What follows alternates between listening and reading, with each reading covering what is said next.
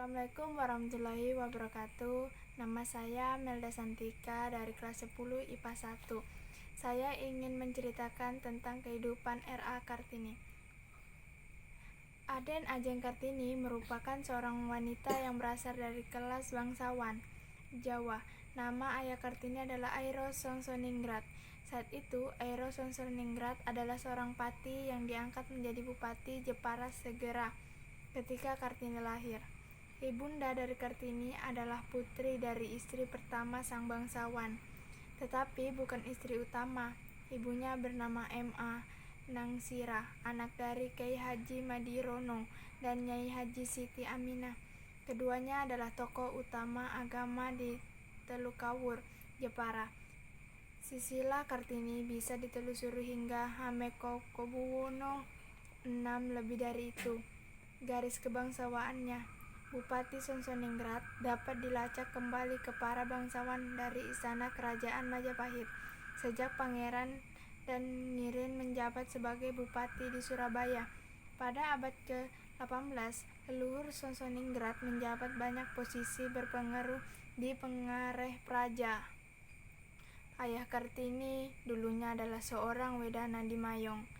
Peraturan Hindia Belanda waktu itu mewajibkan seorang bupati agar beristrikan seorang bangsawan. Karena M.A. Nangsira tidak memiliki garis bangsawan tinggi, maka ayah Kartini menikah lagi dengan Raden Ajeng Werjan yang merupakan keturunan langsung dari Raja Madura. Setelah pernikahan itu, maka ayah Kartini berhasil menjadi bupati di Jepara, menggantikan kedudukan ayah kandung R.A. Werjan yang bernama R.A. Tejitrawikromo. Kartini adalah anak kelima dari 11 bersaudara kandung dan tiri. Dari semua saudara sekandung, Kartini merupakan kakak perempuan tertua. Kakak dari Kartini yang bernama Pangeran Ario Tedjonegoro IV diangkat menjadi bupati ketika usia 25 tahun dan terkenal pada pertengahan abad ke-19 sebagai salah satu bupati yang memberi pendidikan khas barat kepada anak-anaknya. Kakak Kartini yang bernama Sosrokartono adalah seorang yang pandai dalam bahasa. Sampai usia 12 tahun, Kartini mengenyam pendidikan di Els Europese Lagerschool. Salah satu pelajaran yang dipelajari oleh Kartini adalah bahasa Belanda. Tetapi setelah itu, usia 12 tahun, Kartini dilarang meninggalkan rumah karena sudah bisa dipingit. Karena Kartini fasih dalam bahasa Belanda, maka di hari-hari pingitnya ia mulai belajar sendiri dan mengirim surat kepada teman-temannya. Korespondensinya yang berasal dari Belanda. Salah satu sahabatnya adalah Rosa Abendanon yang banyak mendukungnya. Dari koran, buku-buku, dan majalah Eropa, Kartini mulai tertarik pada kemajuan berpikir perempuan Eropa atau feminisme modern. Timbul cita-citanya untuk memajukan pemikiran perempuan pribumi, karena menurutnya perempuan pribumi di era Hindia Belanda berada pada status sosial yang cukup rendah. Selain menulis, Kartini banyak membaca surat kabar terbitan Semarang yang bernama De Lokmatian dan diasuh oleh Peter Broshoff. Dia juga menerima Les Trompet atau kumpulan majalah yang diedarkan toko buku kepada pelanggan langsung. Selain itu, juga ada majalah kebudayaan, ilmu pengetahuan yang tergolong cukup berat, dan juga ada majalah wanita Belanda yang bernama De Hollandse Leili. Kartini pun sangat sering mengakhiri tulisannya dan sering dimuat di Hollandse Leili. Dari surat-suratnya, tampak Kartini membaca apapun dengan penuh perhatian dan fokus, sambil merangkum apa yang dibacanya dengan membuat catatan-catatan. Kadangkala Kartini merujuk salah satu karangan atau mengutip beberapa kalimat dari bacaannya.